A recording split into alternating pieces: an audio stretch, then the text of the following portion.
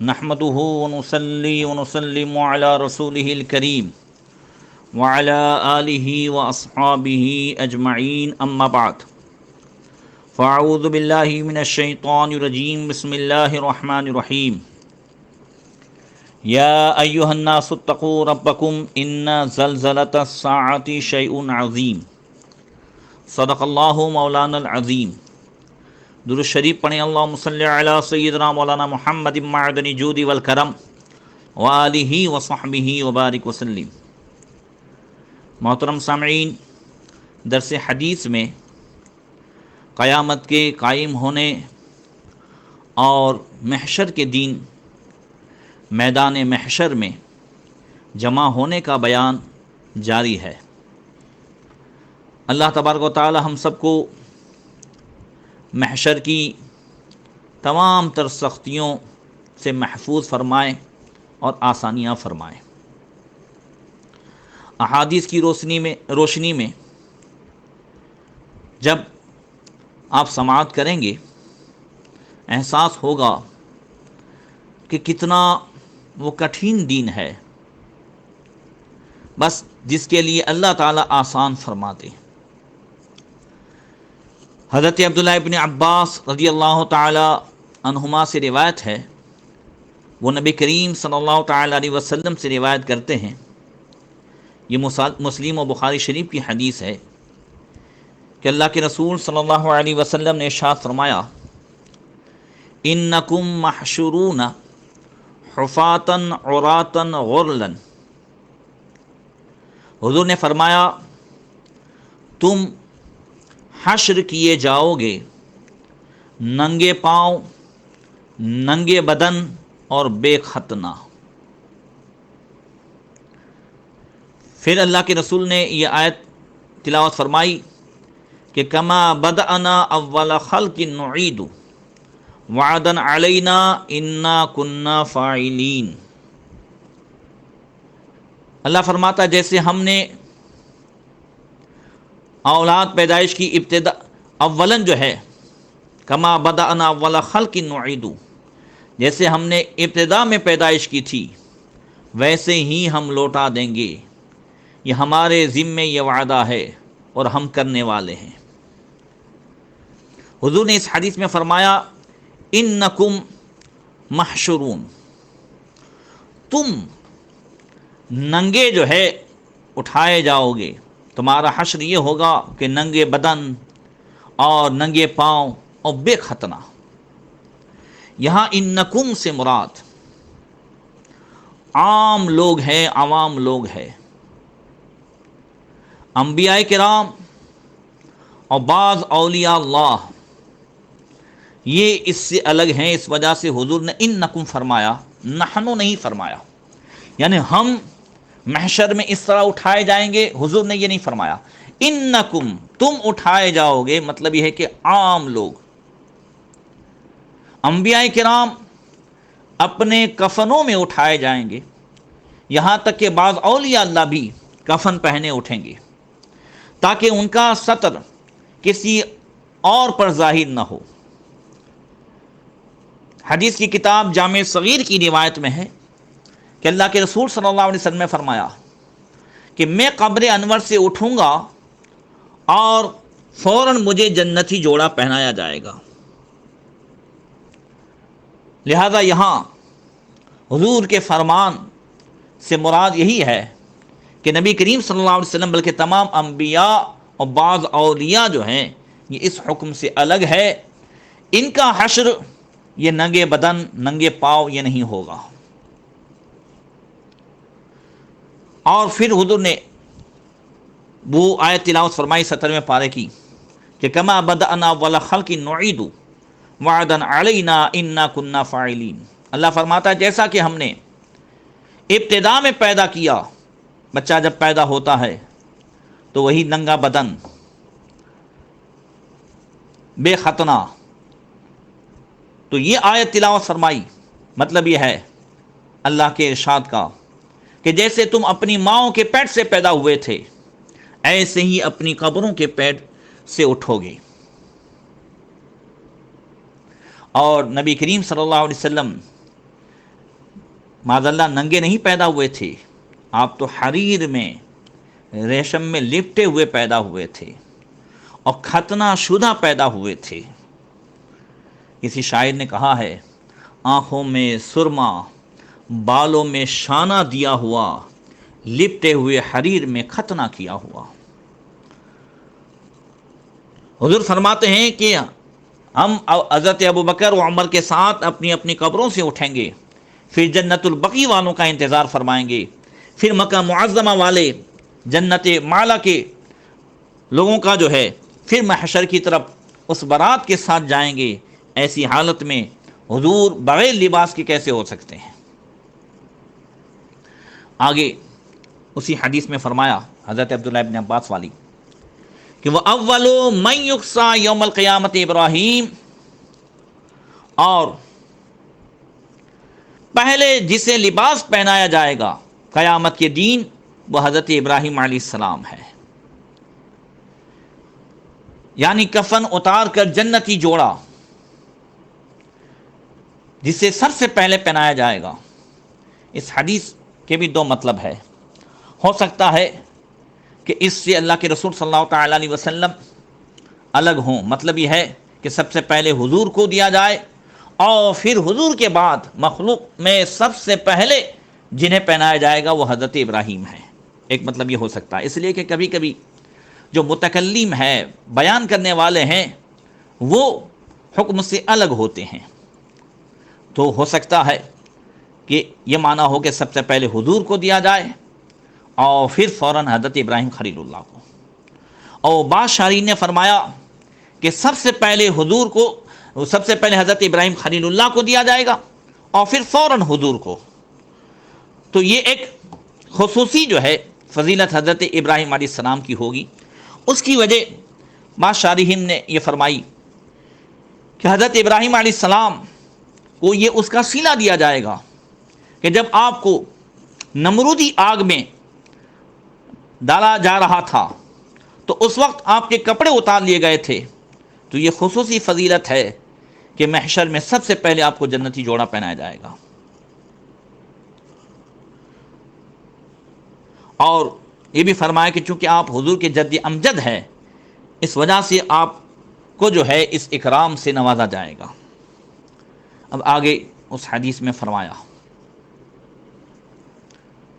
وَإِنَّ نَاسًا مِّنْ أَصْحَابِي يُؤْخَذُ بِهِمْ ذَاتَ الشِّمَالِ فَأَقُولُ وَصَيْحَابِي وَصَيْحَابِي فَيَقُولُ إِنَّهُمْ لَن يَزَالُوا مُرْتَدِينَ عَلَىٰ أَعْقَابِهِمْ مُذْ فَارَقْتَهُمْ۔ اللہ اکبر۔ حضور فرماتے ہیں اور میرے ساتھ والوں میں سے کچھ لوگ بائیں طرف پکڑ لیے جائیں گے، لیفٹ سائڈ پکڑ لیے جائیں گے، تو میں فرماؤں گا ارے میرے ساتھ والے، میرے ساتھ والے، تو فرشتے کہیں گے یہ لوگ جب سے آپ ان سے جدا ہوئے، فارقتہم، جب آپ ان سے جدا ہوئے اپنی ایڑیوں پر لوٹے رہے۔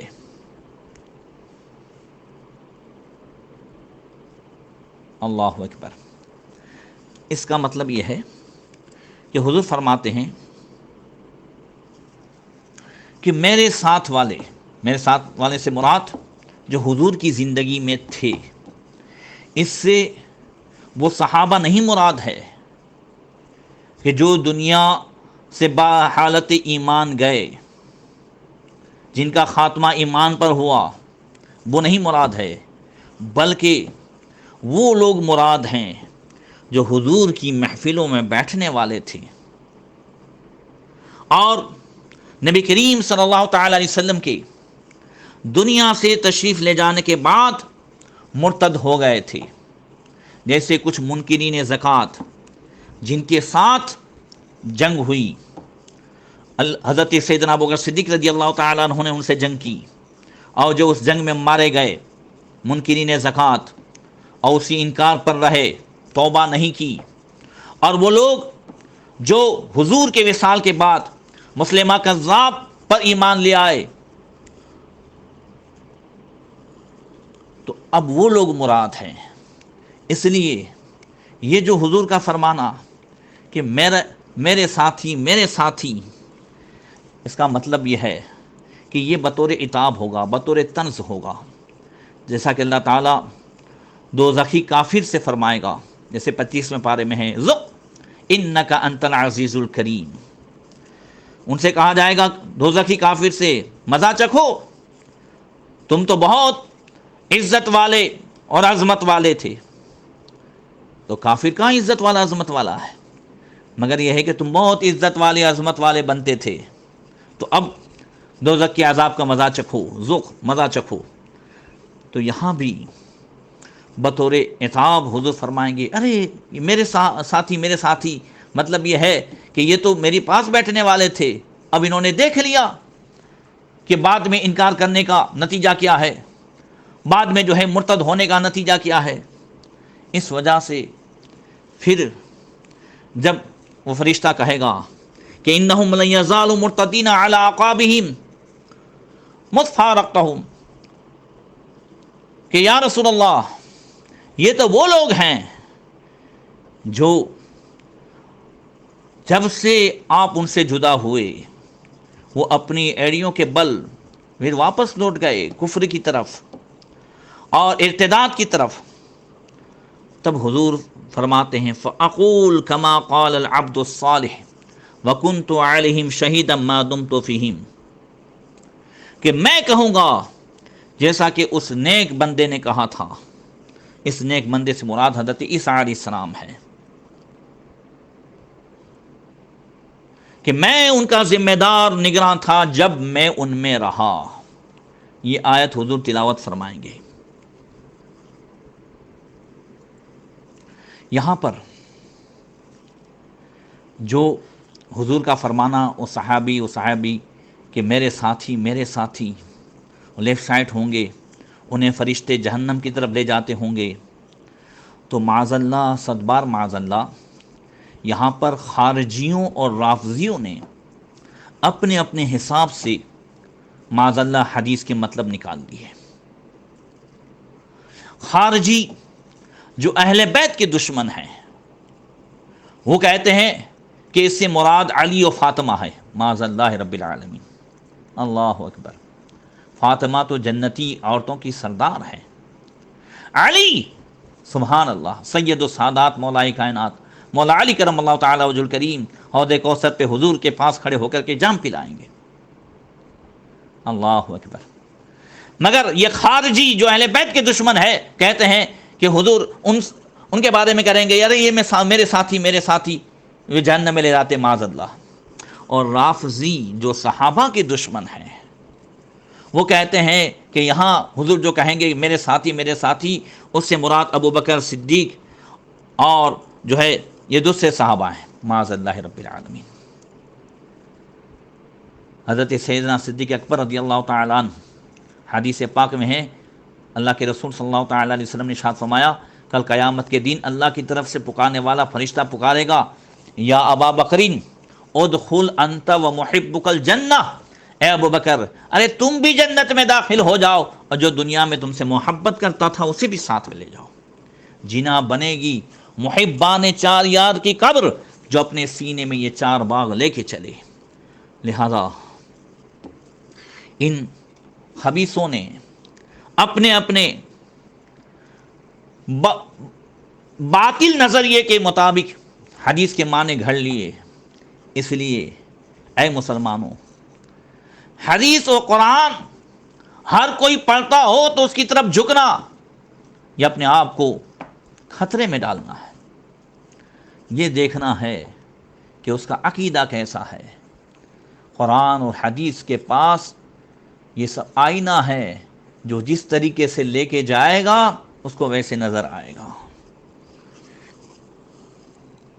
یضل بہ کثیرا ویہدی بہ کثیرا.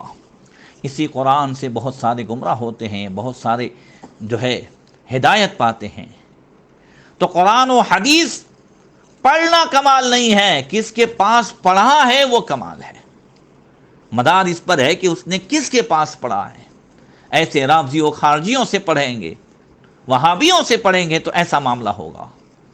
وہ اپنے مطلب کے مطابق باتیں کریں گے، اور کسی عاشق رسول، عاشق اولیاء اور عاشق صحابہ اور عاشق اہل بیت ان سے پڑھا جائے تو بالکل صاف ستھرا عقیدہ ملے گا۔